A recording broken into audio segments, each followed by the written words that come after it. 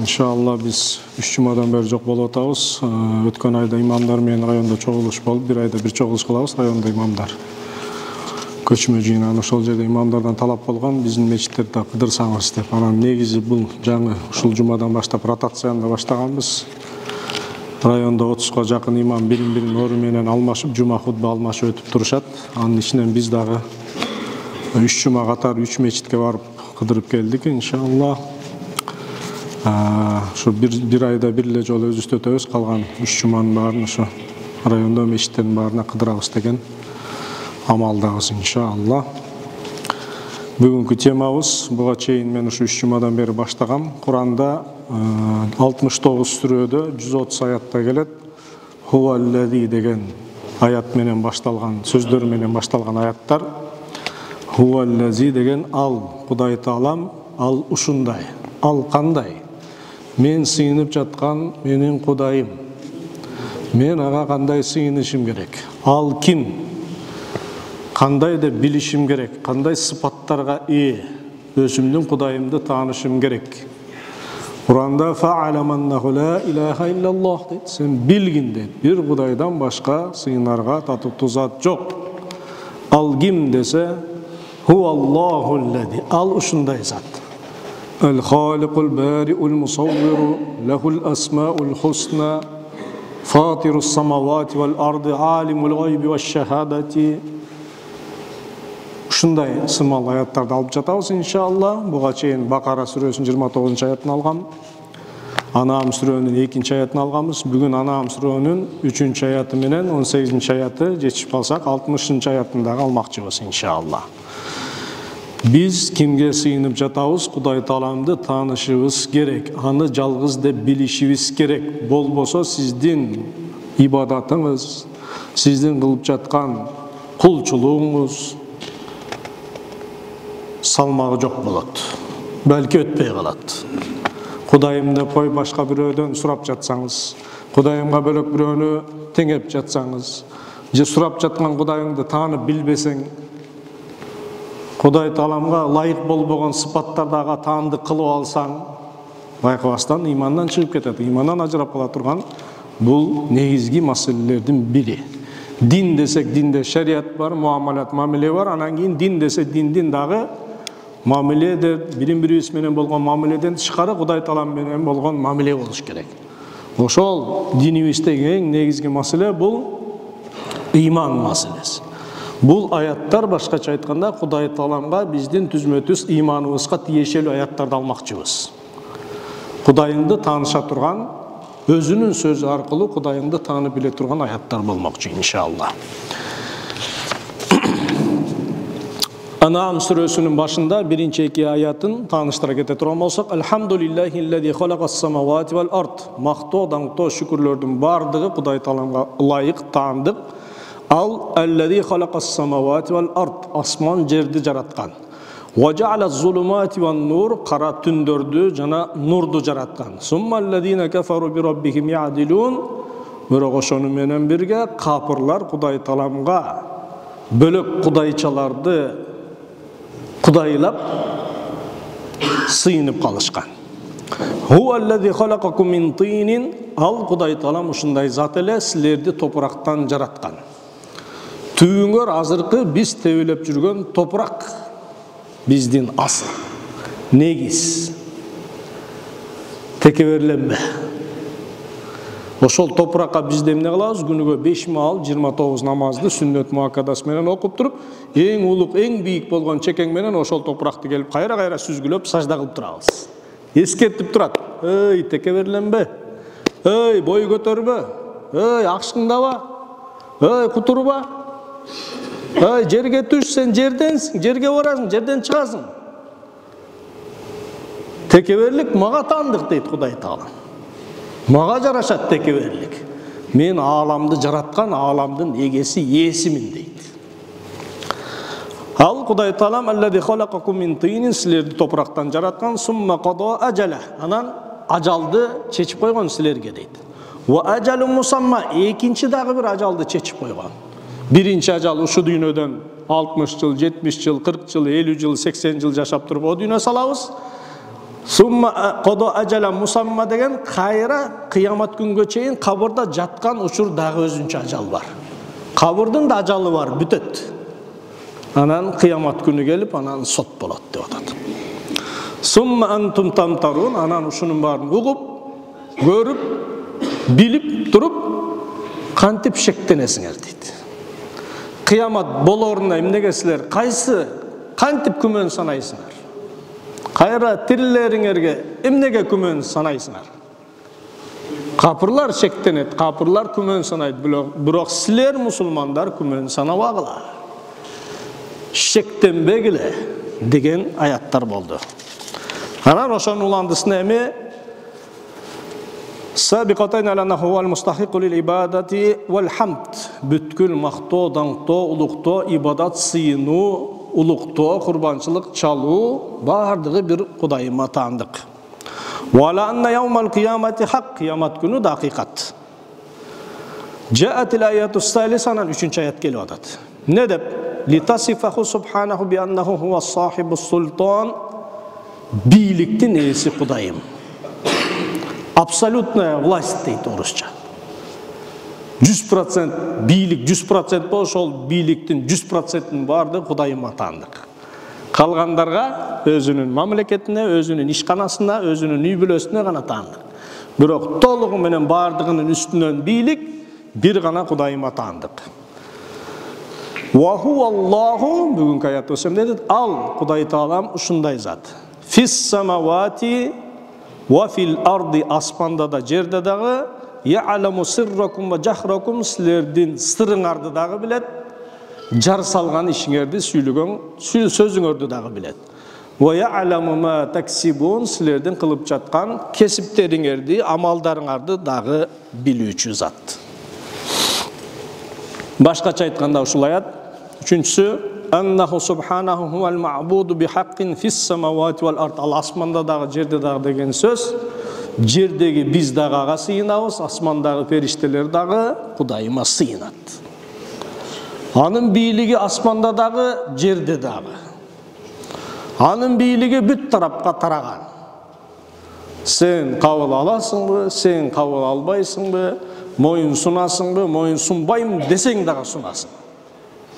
Кудайымдын бийлигине. Сунганың ушул, оорубай кое албайсың. О дүйнө салбайым деп токтото албайсың. Картайбайым деп өмүрүңдү токтото албайсың. Уакытты жылдырбай кое албайсың. Туурабы? Бийлик Кудайымда. Ал-алиму би кулли шайин фи хадал вужуд, бул аламда, балки биздин аламдан тышкаркы дагы аламдын бардыгында эмне иш, эмне болуп жатат, эмне болуп атат, эмне болот, эмне болгон жок болсо кандай болмок бардыгын билет. Билими ушундай. Сиз менен биздин билимибиз бир мүнөттөн кийин эмне болот билбейбиз. Стенканын ар жагында ким отурат билбейбиз. Ушундайбыз биз. Хуликол инсану даифа. Куранда Алла Таалам өзү айтты. Адам баласы алсыз болуп жаралгансыңар силер деди.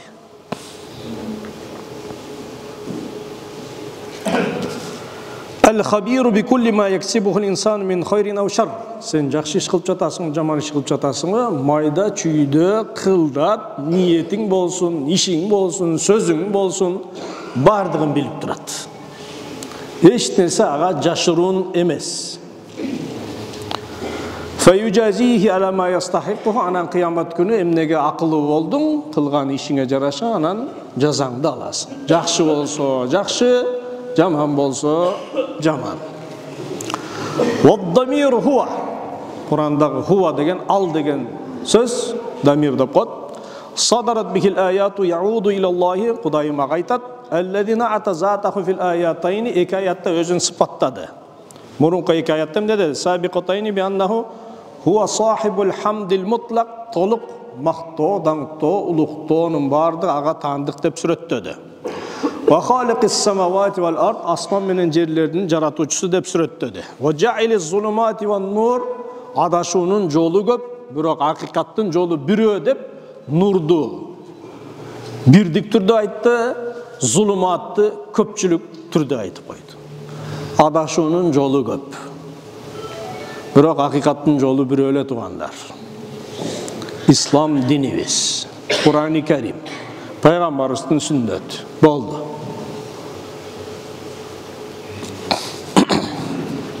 Ve munşiul insani min tin, adam balasını topraktan jarattım dedi. Ve annahu lidalik yakunu muhtassan bil ibadeti vel hudu. Başı iyip moyun sunup, anı uluqtağanğa uşunu menen Allah talam özü görsötüp düşündürüp jatat bizke. Mağa taandık bunun bardığı dedi.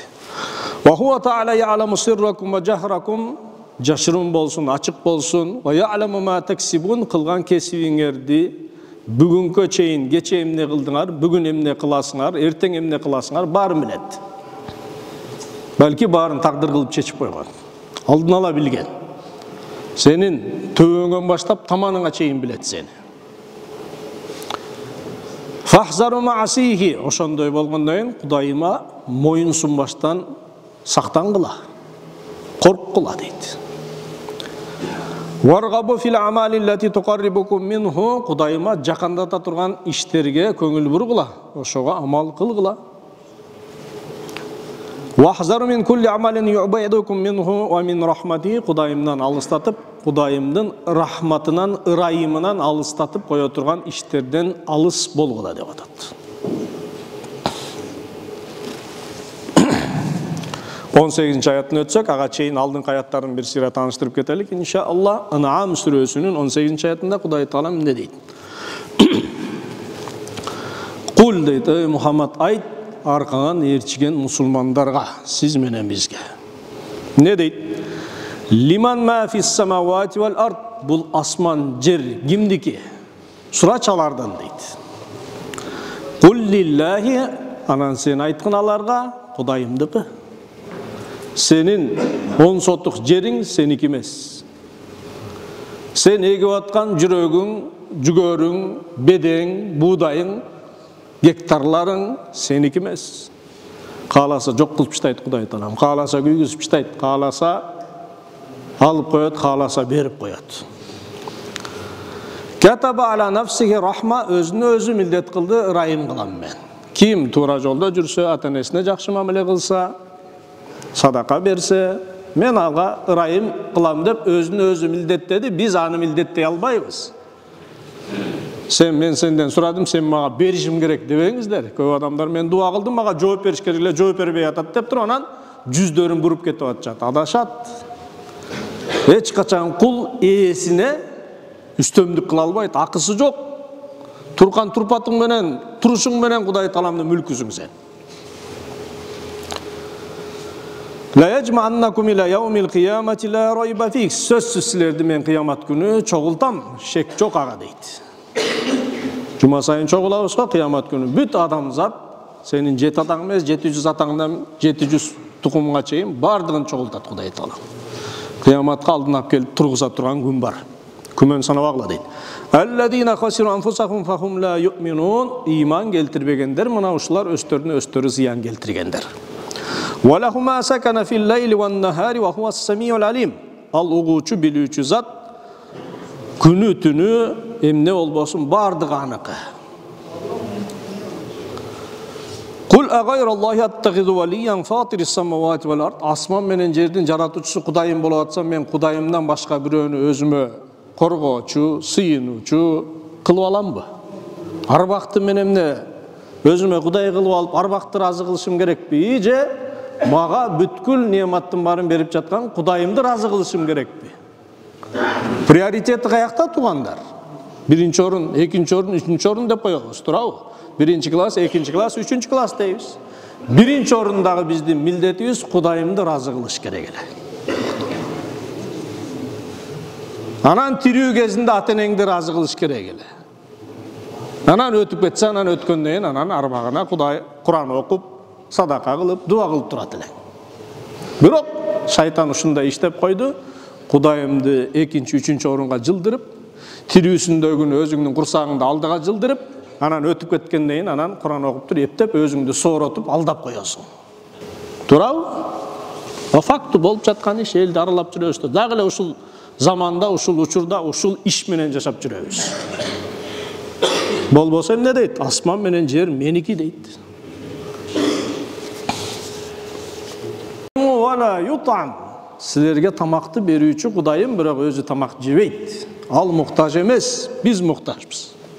Сен ойлоп атасың, күнүмдүк тамак ашты, мен өзүм таксовать этип таап атам, иштеп таап атам, тытынып таап атам, меники деп атасың да. Ооба, себеп кылып атасың. Бирок Кудай Таалам себебиңе жыйынтык берип жаткан Кудайым өзү кааласа себебиңе жыйынтык бердирбей коймок. Кечке чейин тытынып иштеп туруп, 2000 сом таап жолдон келатканда, жолдон бирөө урдап кетсе, себепти кылдың, таптың, бирок жыйынтык болбой калды. Үйүңө жылаңач кирип барып калдың. Уурга урдаткан жок, өрткө күйгүзүп ийген жок, жоготтуруп жиберген жок, турабы? Продуктуну таап үйгө эркек болуп кирип барып атасың. Тамакты Кудай Таалам мен берем дейт силерге. Анан курсакты ойлоп отуруп, тамакты ойлоп отуруп, Кудайымдын акысын кантип унутуп коебуз? Кантип намаз окубай жүрө алабыз? Кантип Кудайга сен шүкүр айтпайсың? Рахмат айтпайсың? Атаңа рахмат айтасың го? Энеңе рахмат айткансың го? Турабы? Эми имандуулар. Имансыздар айткан эмес, айтпайт дагы. Элге адамга рахмат айтпаган Кудайга деле рахмат айтпайт дейт. Анан кантип Кудайга рахмат айтпайбыз, шүкүр кылбайбыз? Кул инни умирту ан акуна аввала ман аслам. Айткын ey Мухаммад саллаллаху алейхи вассалам, сени ээрчиген мусулмандарга мага буйрук берилген эң биринчи иман келтирип моюн сунгандарданмын деп айт дейт. Эң биринчилерден болуп моюн суналы туугандар. Эң аягында башка иш түшкөндө, ооруп калганда, карыз болуп калганда, таможнядан бир товарың өтпөй калганда, анан Кудайды эстеп калбай. Эң биринчи Кудайды эстейли. Кудайыма 200 болуп кыйналган, иш түшкөн учурда гана эстеп калбайлык. Вала такунанна минал мушрикин. Ширк Кудайыма кошуп башка бирөөнө ибадат кылгандардан болбогула дейт. Арбак алда адам, бирок Кудайымдан ашырып, Кудайыма теңеп албагыла арбакты. Кудайымды биринчи разы кылайын деген. Анан арбакты разы кылып берген. Кул инни ахофин асойт робби азаба яумин азим. Сен айткын ey Мухаммад, мен Кудайыма моюн сунбай күнөө иш кыла турган болсом, Кудайымдын улук азаптарынан корком деп айткан дейт. Эсте келип калар булар. Эң башты кылыштан, моюн сунбай коюштан, ибадат кылбай коюштан, милдетин аткарбай коюштан. Ман юсраф анху яума идин факад рахима. Кыямат күнү Кудай Тааламдын азабы кимден бурулуп кетсе, ким азапталбай калса, вадаликал фаузул мубин, мына ушул эң ачык ийгилик, жетишкендик. Сен ушу дүйнөдөн да имандуу, намаз окуган, орозо кармаган, ата-энесин ажы умрага жөнөткөн, таза кийимди кийген, таза адал тамакты жеген, атыр себинип жүргөн, элге жакшылык кылып жүргөн, о дүйнөгө өтүп кетип, о дүйнөдөн Кудайымдын ыраазычылыгына жетип, жаннаттын бийик даражаларына жетсең, сен чыныгы ийгиликке жеткен эркексиң. Бу дүйнөнү эптеп-септеп жашап, о дүйнөдөн эптеп-септесең, акыркы орундагы эркектерденсиң. Эми ар ким өзүнүн ордун билет. Эптеп кирип алсам болду дегендер да бар да. Эптеп жаннатка кирсем болду дейт. Бу дүйнөдө болсо эптеп жашайын дебейт. Бу дүйнөдө жакшылап жашайын дейт. Бирок эмнегедир бардыгы аннасу ниям дейт. Имам Али эмне деди? Адамдар уктап жатат. Ва иза мату интабаху, өлгөндө, өлүм келип калганда анан ойгонушат дейт. Жаның о дүйнө салайын деп келип калганда, баарын түшүнөсүң. Мен иштеп тапкан 50 жыл кылган мээнетимдин баардыгы калат турбайбы? Баардыгын таштап кете турган күндө айтып жүрөлөт эле ушул молдолор, даватчылар, ошол күн келди мына эми. Эчтекени алып кете албайт турбаймын деп туруп, о өмүрүнүн баардыгын көзүнүн алдынан жүргүзөт да, анан о дүйнө салып кете берет. Бул дүнүйө курсак тамак деп отуруп, акыретти жогото албайлык туугандар. Ушул сөздү айтканбыз, айтып атабыз, айта беребиз, эскерте беребиз. Анткени адам унута берет. Акыретти да куруп кетелик. Бу дүйнөнү да куралык, акыретти да куралык. Ман юсраф анху яума изин faqad rahimah wa zalikal fawzul mubin. Jana 17-ci ayatı. Wa iyyamsaskallahu bidurrin fala kashifa lahu illa hu tuğandar. Eğer sağa Kuday Taala bir ziyandı uçuratsa, sağa bir ziyan gelip deyse, oru, kırsık, jogotu, gemçilik, kıyınçılık gelip kalsa, fala kashifa lahu illa hu, al orunu, al kıyınçılıktı, al jokçuluktu, al baleni, kaşif alıp jok kılıp salış, ketirip salış, ayıktırıp salış, andan gana deydi. İlla huva deydi. Al gana getiret deydi. Darı getirbeydi. Molda dem salıp koyup getir albay kalışı mümkün. Sebebi senin toskol günölörün var. Molda bir jol dem salıp koyup, 3 jol dem salıp koygonu menen getir albay kalışı mümkün. Antkeni senin kılgan günölörün 30 bolup ketken da. Mümkün 300 bolup ketken. Degile 5 mal namaz okuyaysın dep koy. Çoğun günö da. Özüstü sorotu aldap жүрө беребиз ушинтип тугандар. Кайсы бир кыйынчылык келип сага тийсе, ал кыйынчылыкты жок кылуучу, көтөрүп салуучу Кудайым мен дейт. Мага жалын кыла. Менден сурагыла. Эң биринчи мага дуа кылып, жүрөгүңөрдү мага байлагыла, анан колуңар менен себептерди кыла бергиле. Wa in yamsaska bi khairin fa huwa ala kulli shay'in qadir. Saga bir жакшылыкты жеткирсе, анда Кудай Таала бүткүл нерсеге кадыр. Güç kuvvatты berdi, akıldı berdi, üy bülönü berdi, den soluktu berdi. Kudayım berip atat ko. 60 yıl bagı atat, 70 yıl bagı atat, 70'ke çıkıp Kudayın tanıbaydı. Kudayga moyun sunbaydı, meşitke gelip cuma namazda olsa da okup koyup oğanlar var da. Ölgönde gelip ana moldaga mildet kılattı, mine moldaga karısmış.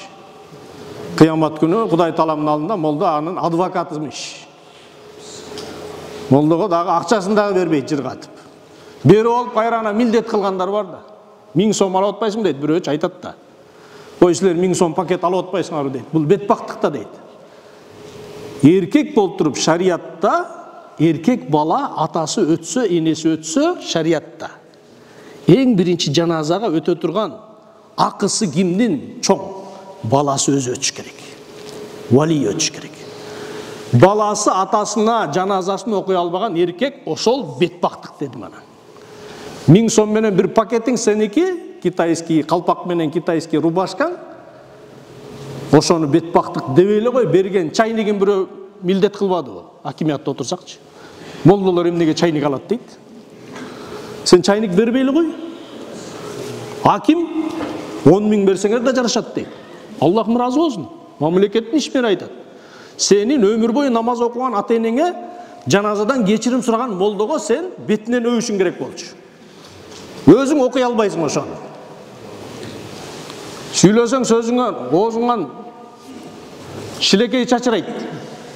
Садака бер десе бир тиын чыкпайт. Ата-энеңди ажыга умрага жөнөтпөйсүң. Жок дегенде өлгөндө жаназаны үйрөнүп алып өзүң жаназа окусаң болот, сенин акың биринчи болчу. Сенин атаң да молдонун атасы эмес. Ана молда ошол бетбактык. Сен атаңга жаназа окуй албаган эркек үчүн ошол бетбактык дедин башын жерге салды.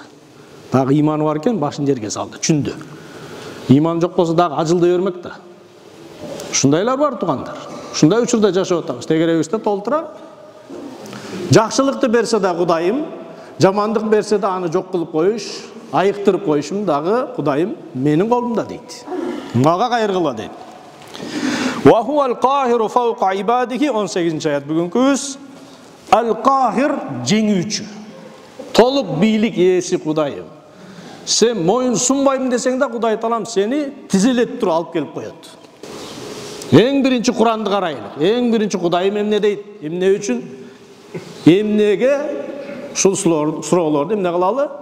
Кудайымдан деп туруп билелик. Неге мен сыйынышым керек Кудайыма? Эмне үчүн Кудайыма сыйынышым керек? Эмне менен сыйынышым керек? Кайдыгербиз да, кайдыгербиз. Равнодушие. Уктап жатабыз.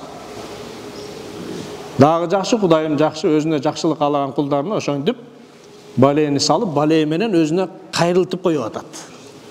Kebirler jırgap жүрүп атышат, Кудайыма баш ийбей, мойын сунбай эле, меники баары жакшы, сонун Кудайым мени сүйөт дейт. Өзү намаз окубайт, жумага келбейт, иши жок, туурабы? Булар кыяматта азабын көбөйтүп атат. Кудай Таала мага жакшылык каалаган жери жок. Дүйнөнү байлыктын баарын берип туруп кыямат күнү кайра сурагын көбөйтүп атат. Ооруткан жок, акыретте оорутат. Берди, бирок акыретте сурагы көбүрөөк болот. Кудай Таала адилеттүү да, туурабы? Ва хувал хакимул хабир, ал данышман. Акылдуулуктун, данышмандыктын эң акылдуу адамдардын дагы акылмандыгы, данышмандыгы Кудайыма жетпейт тугандар. Данышмандыктын ээси Кудайым. Ал хакимул хабир, майда чүйдө иштердин баардыгын жакшы билүүчү ал өзү. Wallahu subhanahul ghalibul qahir fawqa ibadihi khadat lahu riqab. Moyunдар ага moyun sunat. Сунбаганды сундуртат.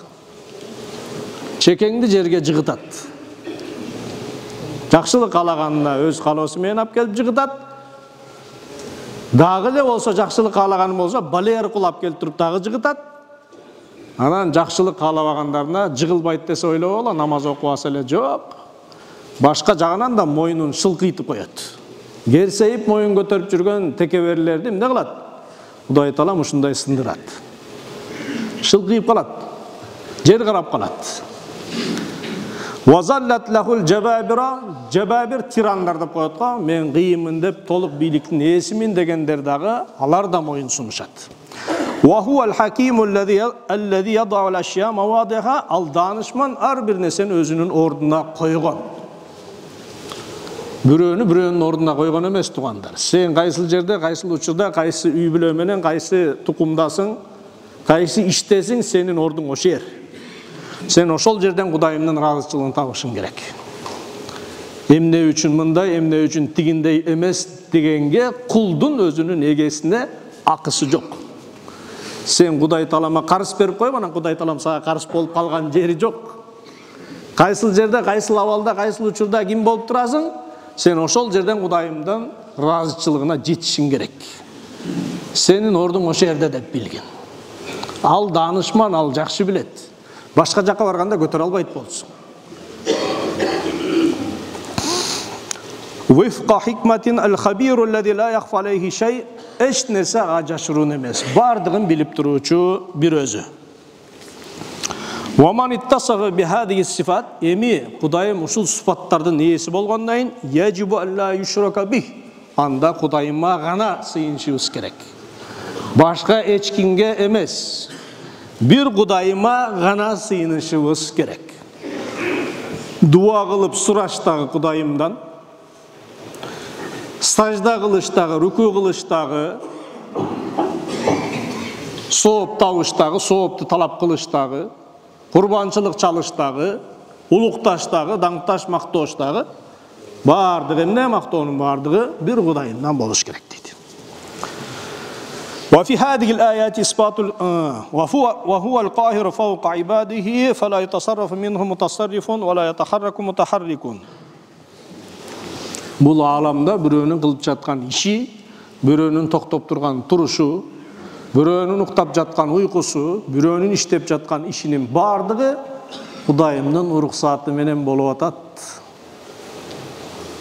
Кол меники да мен кааласам көтөрөм, кааласам коюп коём дебегин. Керсейбегин. Колуңду шал кылып коюшка Кудай Таалам кадыр. Күн дейт, бол десе болуп калат. Анчалык текеберленбейлик. Пайгамбарыбыздын алдында бир адам сол колу менен тамак жеп жатканда пайгамбарыбыз эмне деди? Оң кол менен же, шайтан сол колу менен жейт. Десе мен көтөрө албайм оң колду деди. Анда пайгамбарыбыз дуа кылды. Колуң көтөрүлбөй калсын деди, көтөрүлбөй калды. Өмүр бою шал болуп калган ошол адамдын колу. Пайгамбарыбыз дуа кылды. Эми Кудай Тааламдын алдында аламдын эгеси алдынан бой көтөрбөйлүк. Жөнөкөй эле кул бололук. Ордубузду билелик. Намазыбызды окуйлук, моюн суналык. Aqulu qawli hada wa astaghfirullah li wa lakum.